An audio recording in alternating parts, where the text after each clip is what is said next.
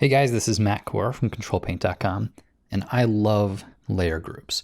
I think they are an amazing tool for digital painters, and they're often overlooked. So in this mini series, let's take a look at why they're so great. First up, group masks. So I've got a number of similar objects here.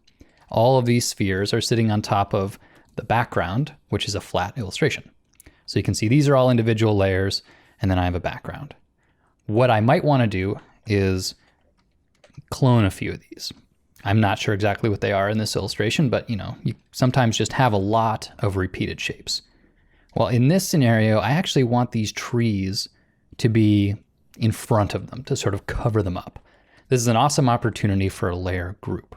So the first step is just to select all these layers and then to make a new group. And as you know, this means you can move them together, but that's not what we're going to focus on this time. Instead, we're going to work on that mask. Now, ahead of time, I created a alpha channel, which is really just a fancy way of saying a saved selection. There are a lot of different ways to make a selection, but that's not the important part of this video. So I make the selection, and I think, okay, what do I want to do with that selection? What I want to do is have the group display everywhere except for on the trees. So in the context of a group mask, what I want to do actually is invert the selection. So right now it's selecting the trees. I want to Ctrl+Shift+I to select everything but the trees.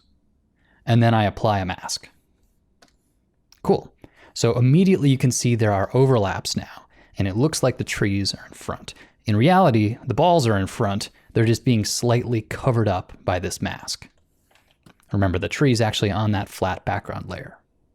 Now this is really nice because I have one group with a single mask, and yet all of the individual layers inside of that group benefit from it. And anytime you can do this, you want to. This is a huge time savings.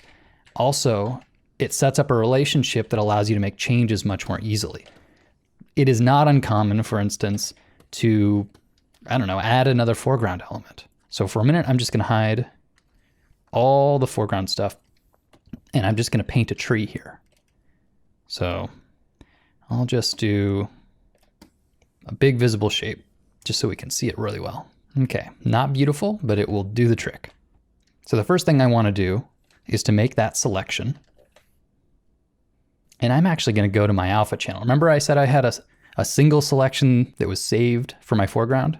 Well, I'm just going to use levels here and add that as white to my selection, just because this is the shape of the trees. So now I can Control-click on the shape of the trees, or you can select it in any other way you want. And now I'm just going to update the mask on my layer group. So I click on that layer thumbnail. I can make it visible just so you can see what's going on. And remember, black means hidden. So now that I'm painting in the layer thumbnail, I paint with black, and I fill in the area of this new tree. Okay, paint it everywhere. Nice. Just to double check, I can hold down Alt, Shift, and click on the layer thumbnail, and you can see this is the new mask. So it does include the new tree. Cool.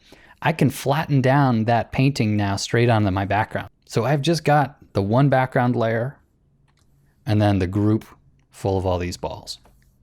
So then I can begin duplicating once again, and they all benefit from that new part of the mask. So what I've done here is I've created a relationship.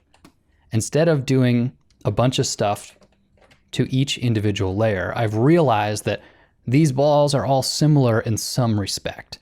They are similar in that they're all sort of floating in this middle ground area, and they all should be not overlapping the foreground trees. And so anytime you can think of some combination of like elements that all want to have something new applied to them, a layer group is an awesome way to go. The mask is really just the tip of the iceberg. So in this mini series, I'm going to show you a variety of other awesome benefits that this group is going to give us. But if you've never made a mask on a group, I encourage you to try that out, and then stay tuned and I'll show you some other awesome things that are possible. See you in the next video.